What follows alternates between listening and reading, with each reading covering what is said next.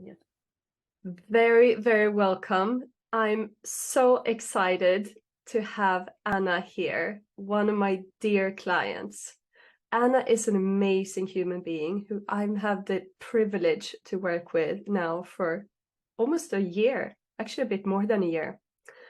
And Anna has agreed to join me here today to tell us a bit more about her story and the challenges she has been going through and also the transformation she has done. So super welcome, Anna. I'm so delighted to have you here.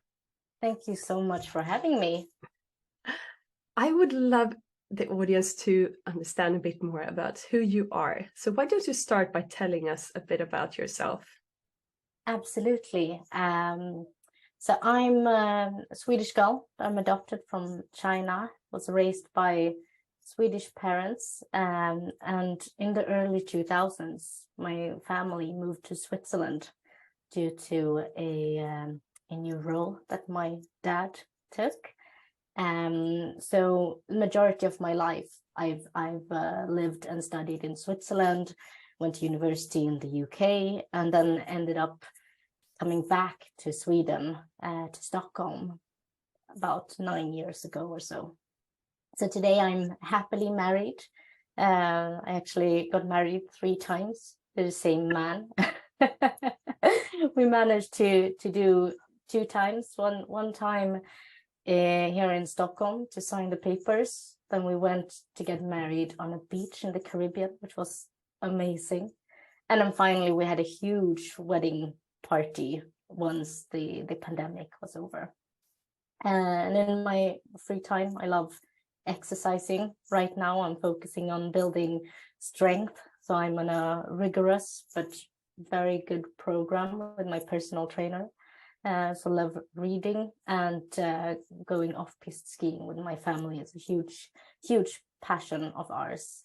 And like you mentioned, Sophia, you and I have been working for over a year now, which has been insane, but huge exponential sort of learning curve in what it is about to be human and to sort of riding yourself all the way to not having any fuel, any energy, to finding a way to get back. So I'm back from about, well, it's more than a 1 year long leave of absence due to burnout. Yeah. But I'm feeling stronger and I'm feeling much happier. So yeah, very, very excited to be part of this and hoping to reach out to more people who are experiencing either right now or have been experiencing symptoms or burnouts like mine. Yeah, and I'm so delighted to see, I mean, just the way you shine now and the way you feel and all of your, your wins that you've gone through and overcome. And why don't you tell us a bit more about how you were feeling a bit more than a year ago? What happened? Wow, so there's quite a big backstory to what happened to me. And I mean I'm a millennial kid. I was born and raised by 2 high achievers, boomers, and they raised me with the idea that I need to do the dog years to prove my worth whenever I get into professional life, before I can succeed. And on top of that, both my parents are university graduates. They are and have been, but they're still very successful in their fields. And in addition to that, when we moved to Switzerland as part of my father's business success in the early 2000s, I studied at international schools, which of course is quite different to Sweden as well. They're rigorous. I remember in 6th grade, so I was 11 years old or something like that, 11, 12 years old.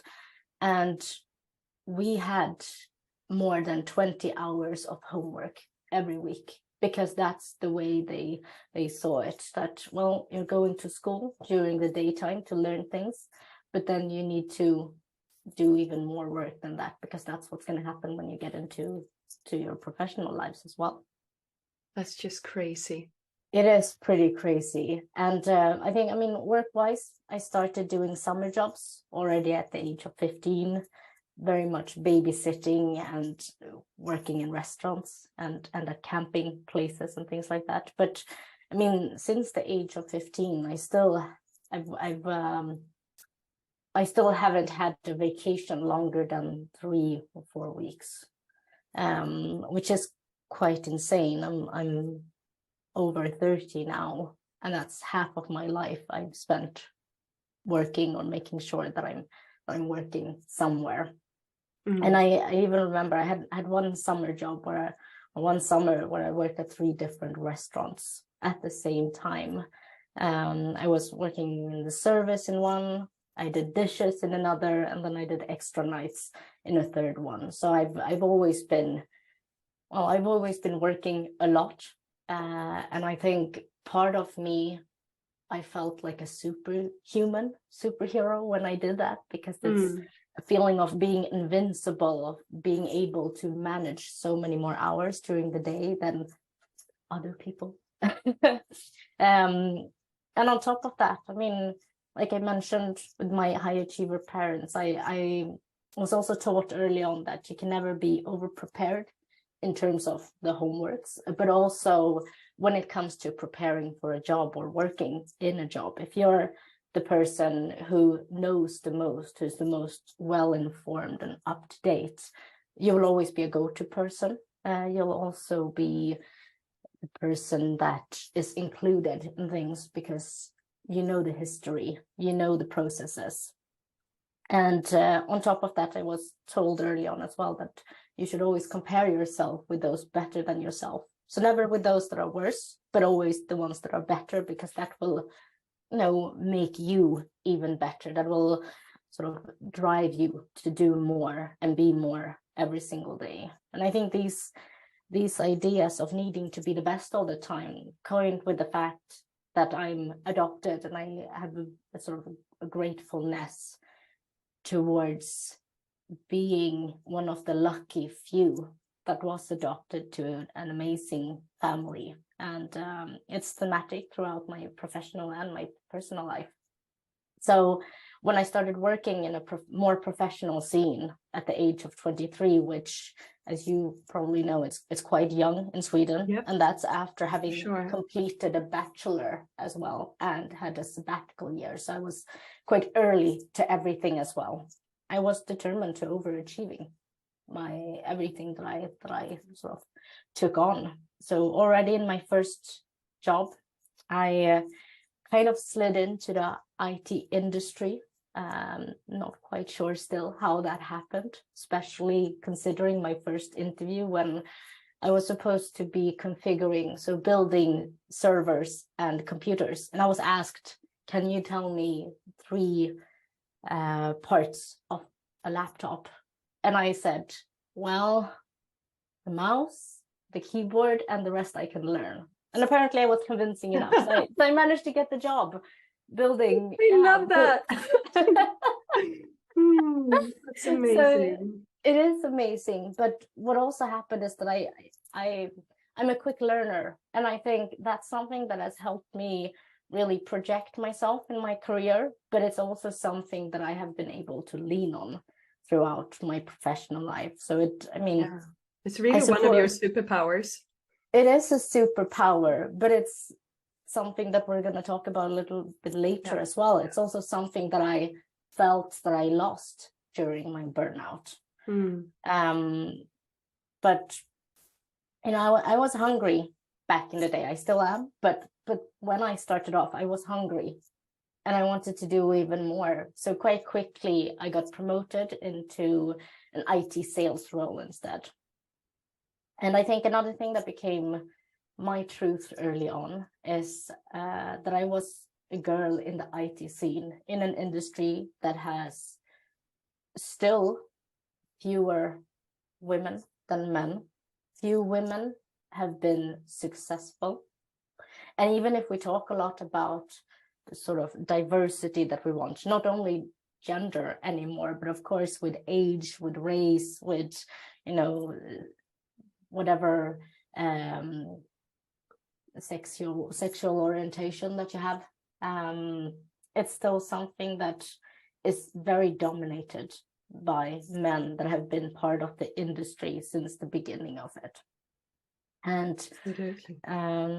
And I understood early on then that I need to work twice as hard as the guys that I work with to get the same results as them. And in my mind, mathematically, that meant that if I work 4 times as hard as the guys, I can double the results that they have.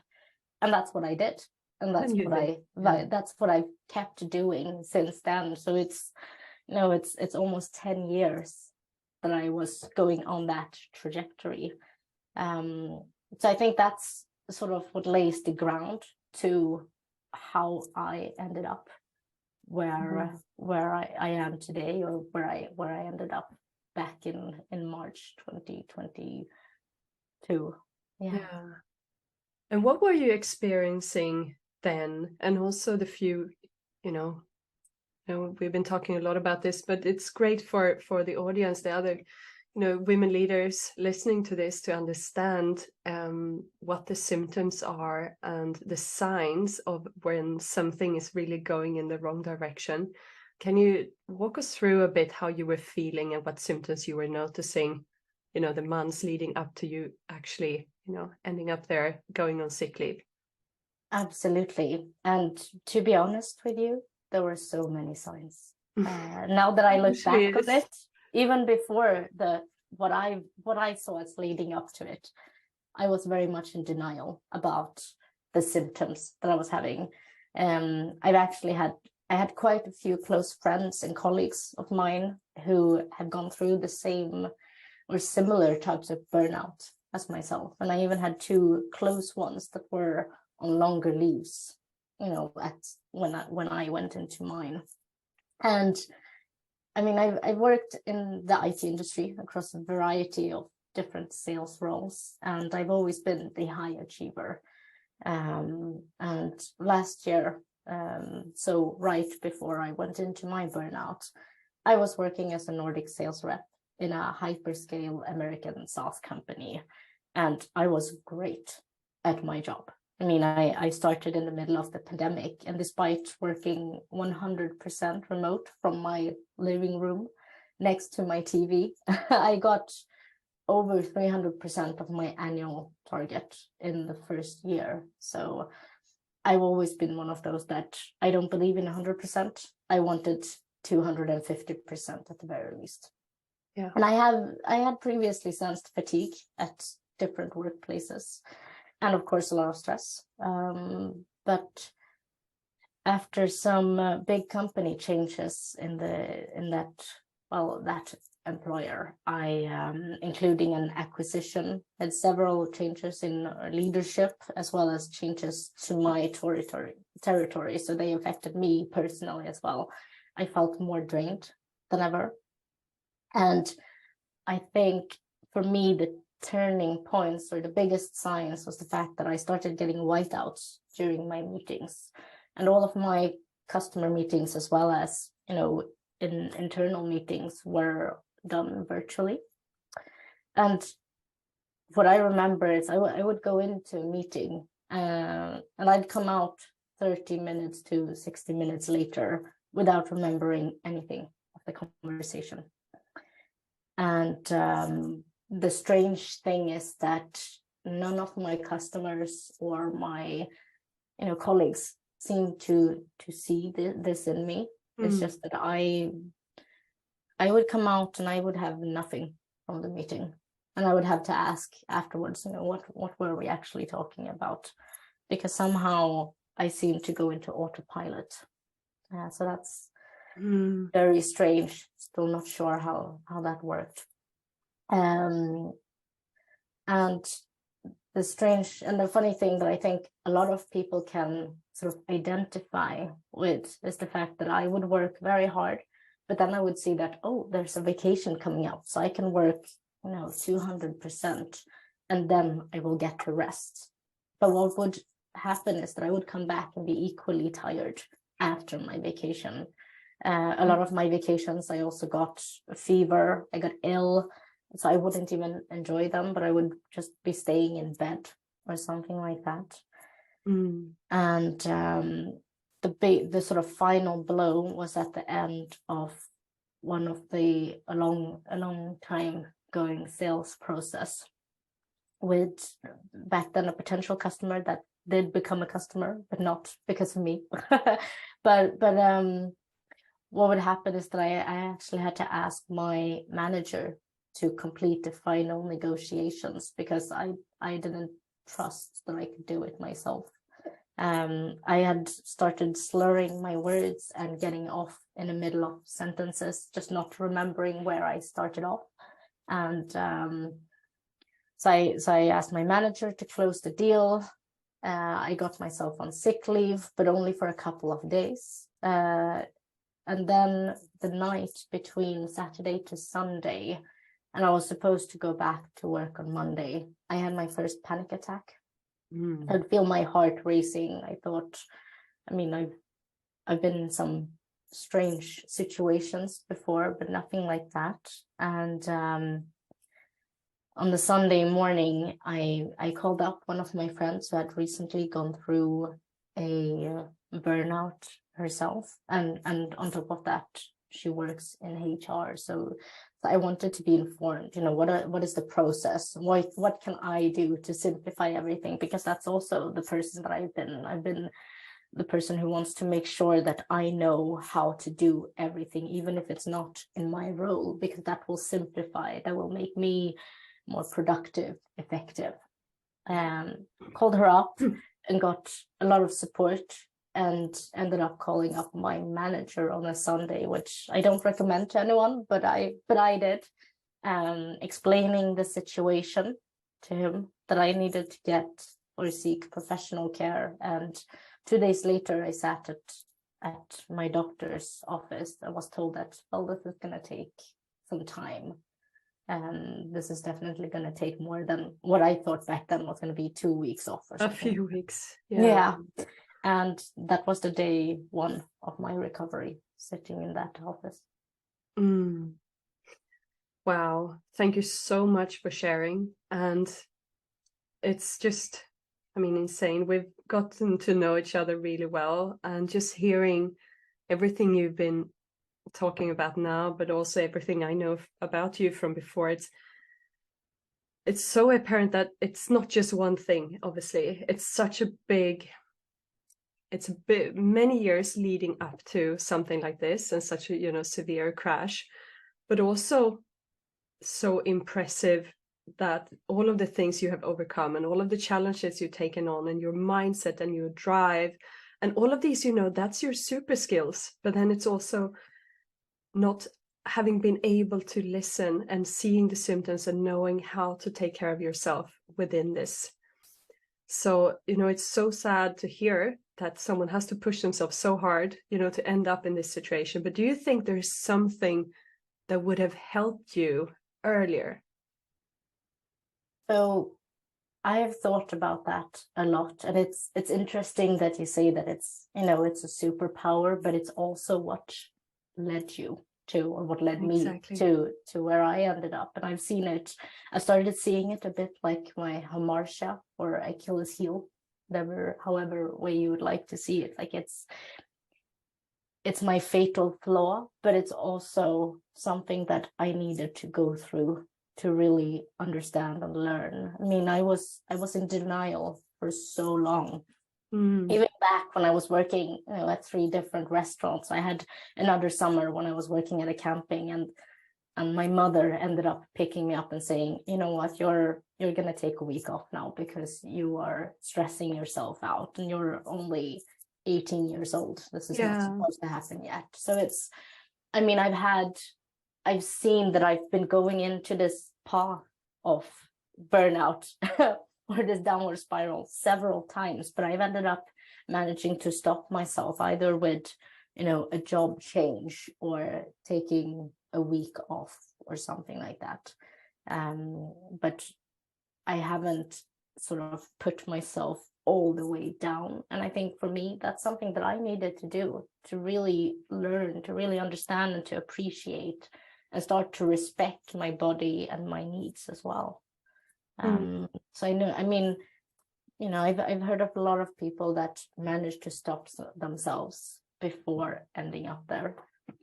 But I think for me, I mean, like I mentioned, I've had a lot of friends, a lot of colleagues around me that have gone through it.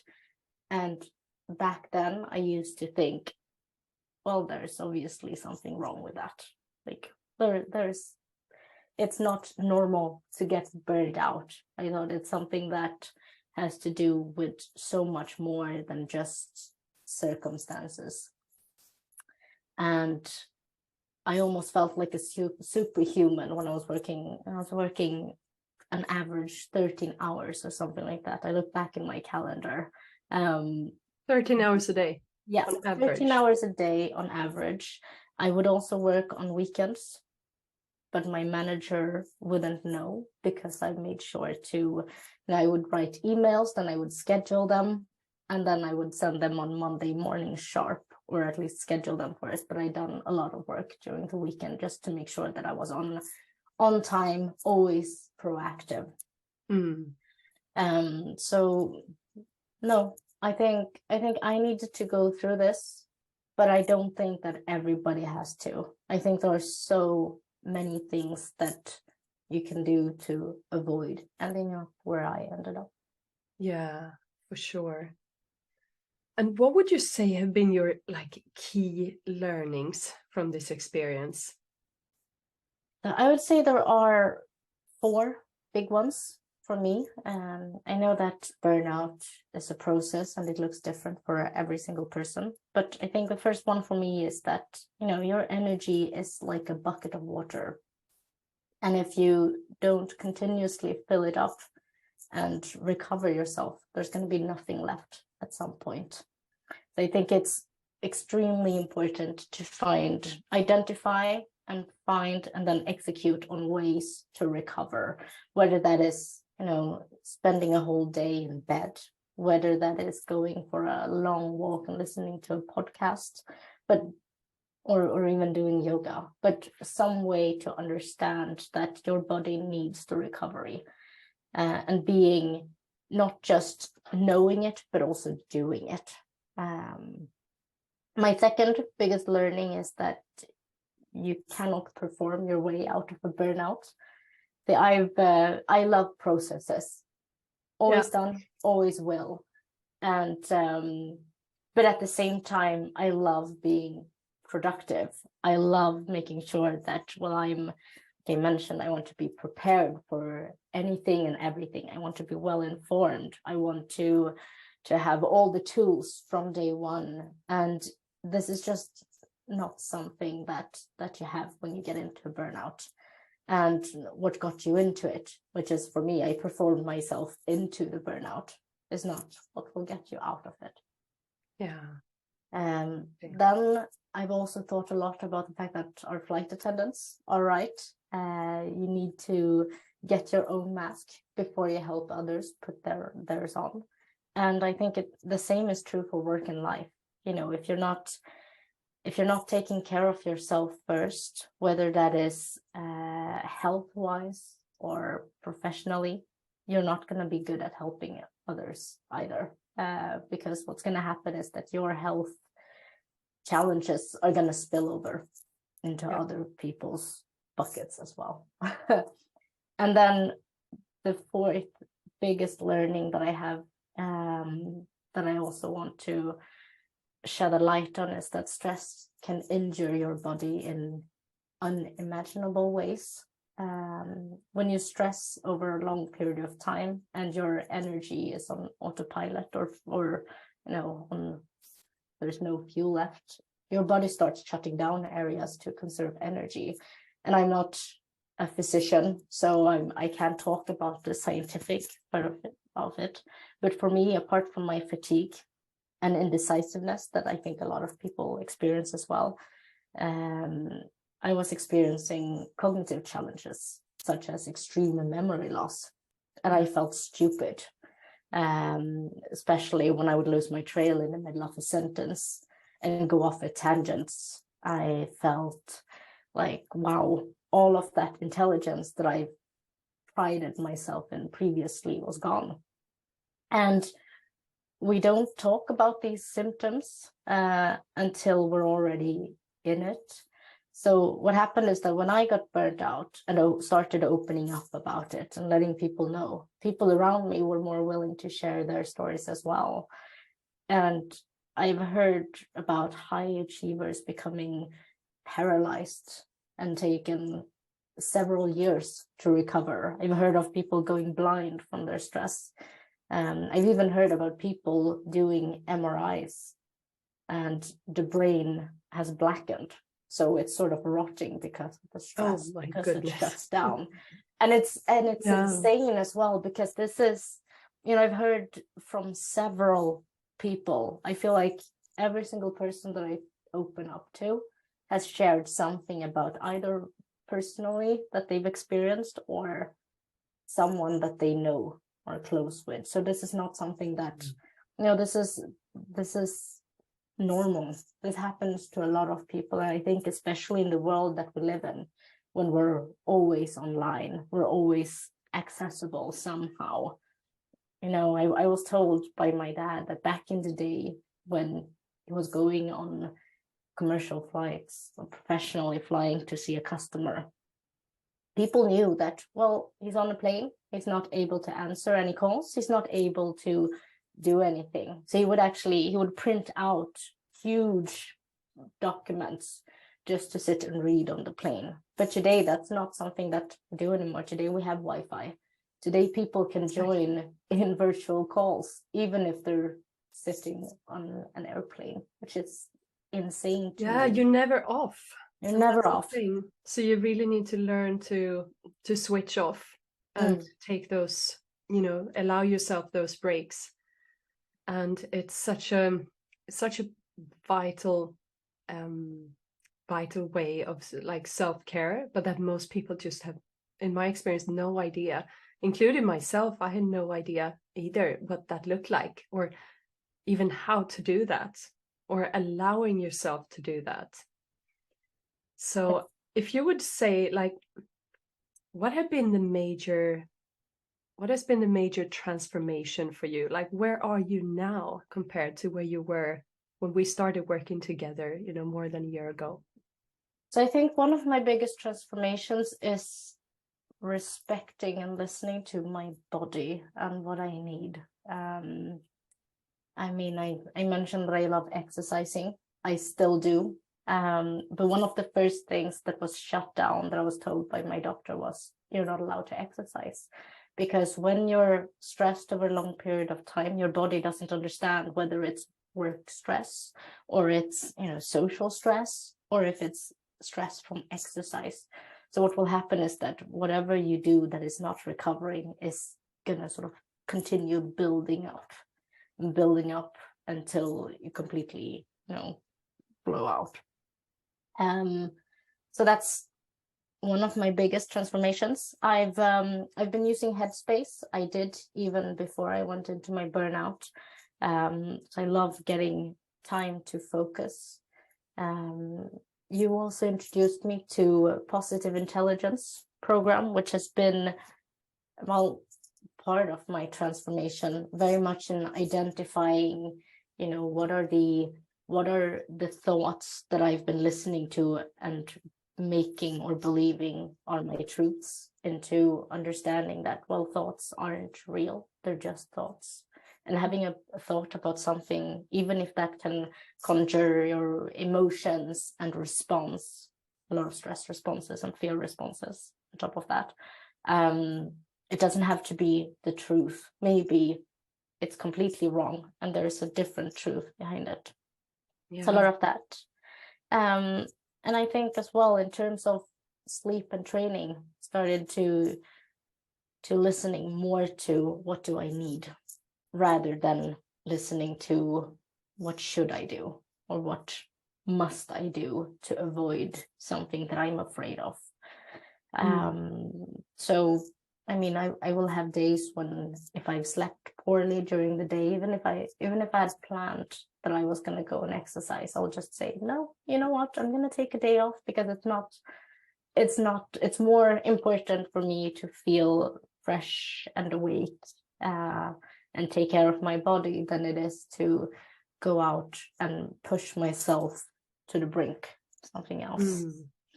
So I think those are some of the biggest changes or transformations. And then finally, professionally, I've learned or gotten more equipped with setting boundaries. And I think that's something that's very important, especially for high achieving women. We are more likely to get into these hiccups and problems for sure.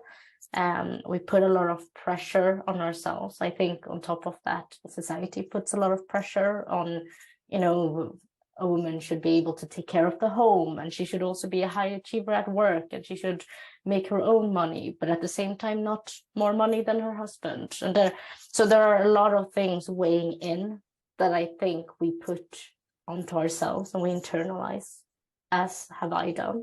Yeah. So being able or feeling more confident in putting boundaries on, what, this is what my role entails, and that's what I'm going to do. I'm not going to do 5 other people's job just because it makes me feel good at that moment, because what's going to be the repercussions? What's going to be the consequences of me doing something for someone else? Are they going to continue pushing their workload on me? Probably. Am I going to burn out because of it? Most likely. And on top of that, feeling wise, will I feel as though I'm doing more than what I actually earn? Also, most likely. So to me, it's been more important to setting down my foot and being completely transparent with what am I capable at doing right now, and just focusing on that. Yeah, so I really hear it. So it's a bunch of learnings, which often in my experience also it's the key, because people are complex, and it's not one reason why we end up here, and it's also not one thing that will help us to get back from it. But what you mentioned was really to learn to set boundaries, say no at work, but also personally, I've heard also, but also, and then with managing your energy, to taking care of your energy, listening to your body, in really prioritizing self-care, and not pushing yourself where you would have otherwise done that, or earlier you would have just, even if you had a bad night's sleep, you would have still gone to the gym. And now just listening, like, what do you need most today? Is it to go to the gym, or is it to go for a walk? And all of those things, also in my opinion and in my experience, is vital, to learn to do that. And then you also mentioned listening to your, or learning to become aware of your inner critics and the saboteurs that are running in our head, and to challenge them, and maybe not act on their direction or on their demands, but more seeing them as what they are. They are an inner critic, they're saboteurs, but choosing to do something different. Absolutely. And I think, I realized I spent almost 30 years burning my energy to the ground, going into patterns of doing things more efficiently, more productively, something that we talk about a lot as well in organizations. We want to be more smooth, more lean. We want to do more things with less resources, but that doesn't work for human beings. We're more complex than that.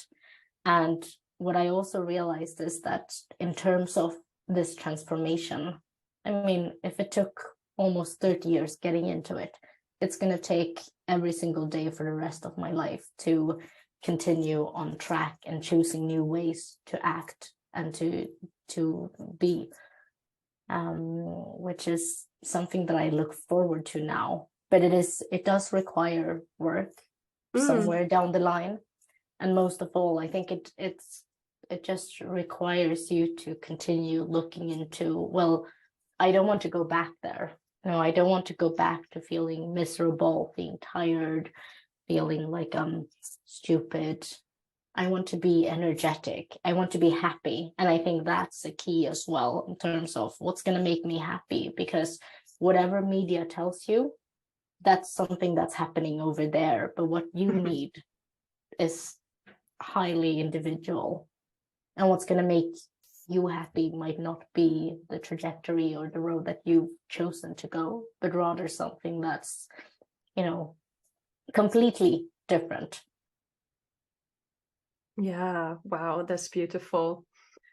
And I'm thinking also a lot about all of the women out there that might be experimenting or experiencing symptoms right now of exhaustion.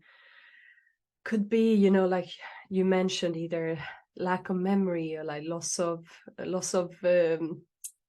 words, or not being able to sleep, fatigue, headaches. What would you recommend them to do? I would recommend them to please take any symptoms seriously. So saying that you're tired from work, feeling so stressed out that you cannot sleep, or even having anxiety about going to work, I mean, that's not right. It's not worth it. No job is worth sacrificing your well-being and your health. And that's definitely something that I've experienced as well, that as soon as I lost my health, I lost a lot of things around me. I lost my social positive spirit. I lost motivation. I lost, time spent with my family, with my friends, with my husband. I didn't have the same energy. I felt like a bad wife simply because I didn't have the energy to be fun and trying on new things, which is something that we love doing together, and hopefully we'll do so much more. Even traveling, I didn't feel like doing anything. Life is about so much more than work. Even if career is extremely important, I understand that, and I'm completely with you. Yeah. But I believe that there are so many ways to make career. The path that you thought was the right way might not be. And I think if you look into any person who has been successful in their career, there's not a straight line from starting work to being CEO of a global company. There are a lot of, tangents that we go off to. Yeah. It's like a roller coaster. But it's also important. I think that's the way that we learn.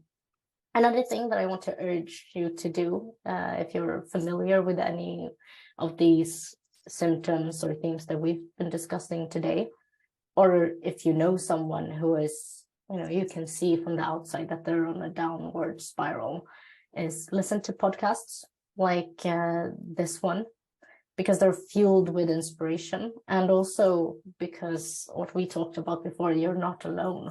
And in terms of not being alone, I mean, I look back on my recovery, and one of the things, I'm a true believer of mentorships. And I mean, even if I'm in sales, which is normally what we see as a one-man show, that's not the way I've seen it ever. I see it as a team. It's something, I look back on all of my sales processes, and none of them I've done completely alone. I've been surrounded by technical specialists, different partnerships. I've had the wider global team. I've had amazing managers and people with the know-how that I don't have, and that I, to be honest, shouldn't have. And the same thing is true when it comes to, wanting to do something in your life. I think I've been blessed by having an amazing patient and truly supportive manager in my current employer.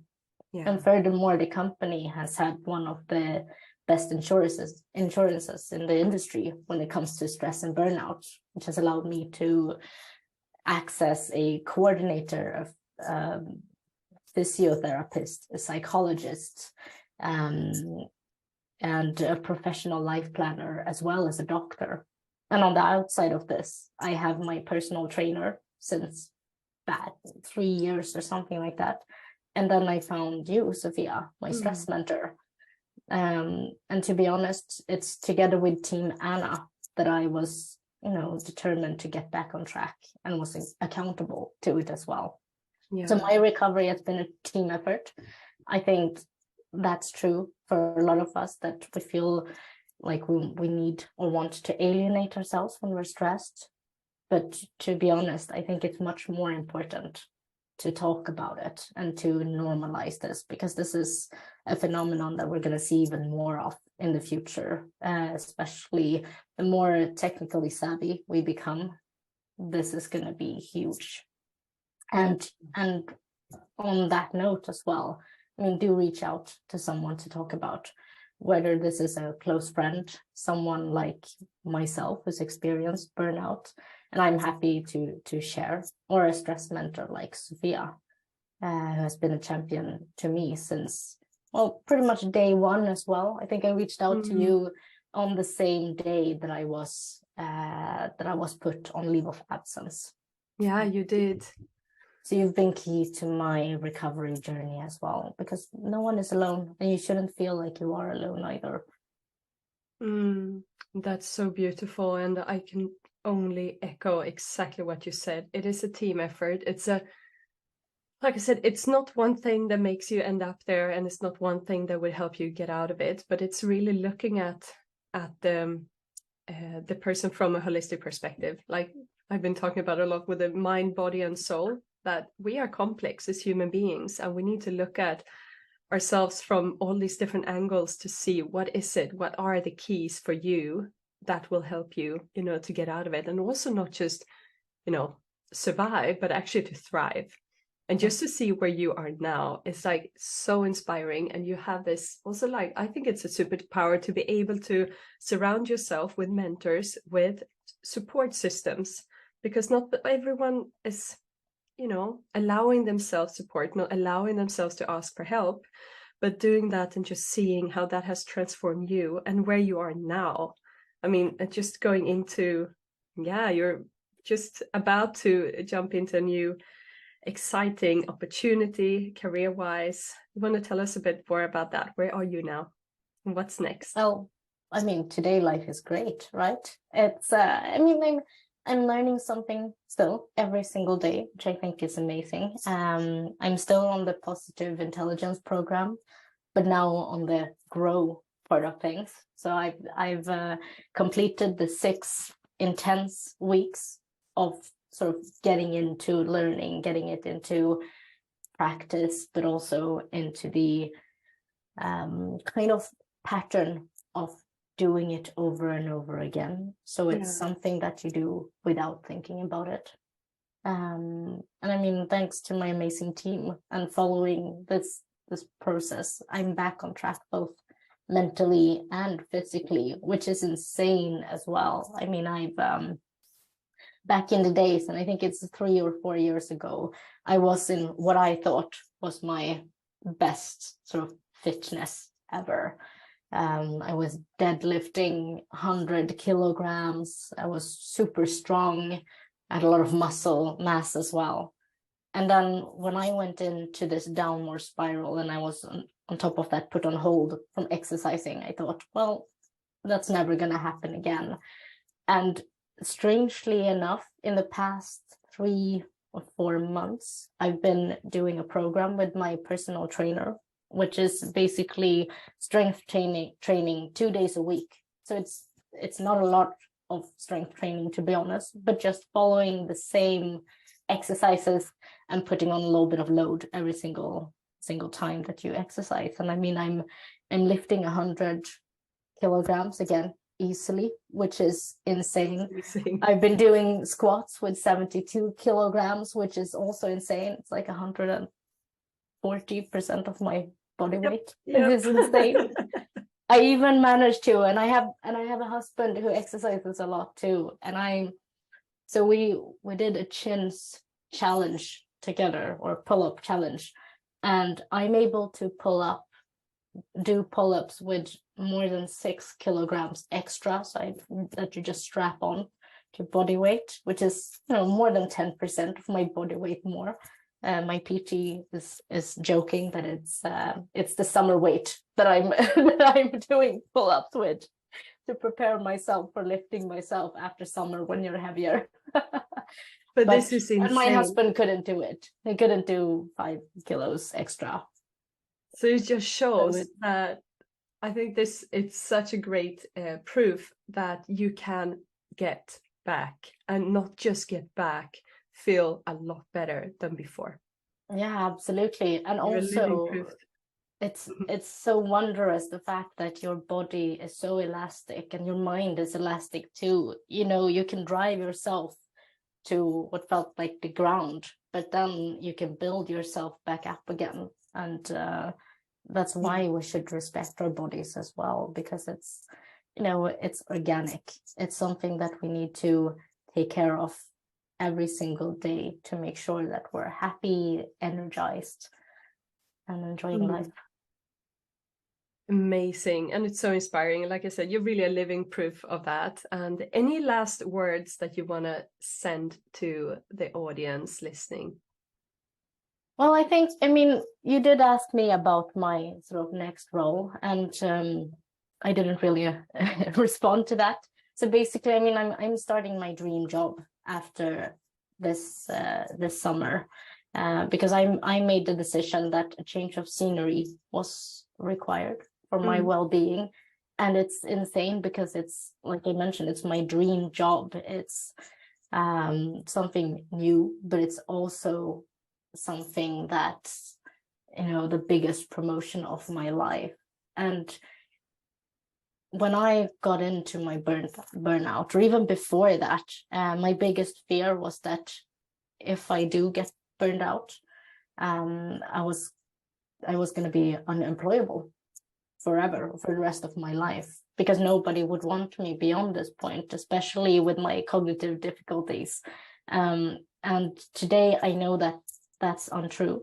So for anyone who is afraid that something like this is going to, you know, discourage the rest of your career, or make you not be employable, it's completely false. I also believe that going through something like this, or having the respect for it, respect for your time, being able to set boundaries, putting yourself first, that's all sort of, well, values that companies want in a person. It's about personal integrity, and it's about, you know, putting your own happiness first, because we have one life, and you know, we should live it to the fullest and be there for those people who are there for us, like our family and our friends.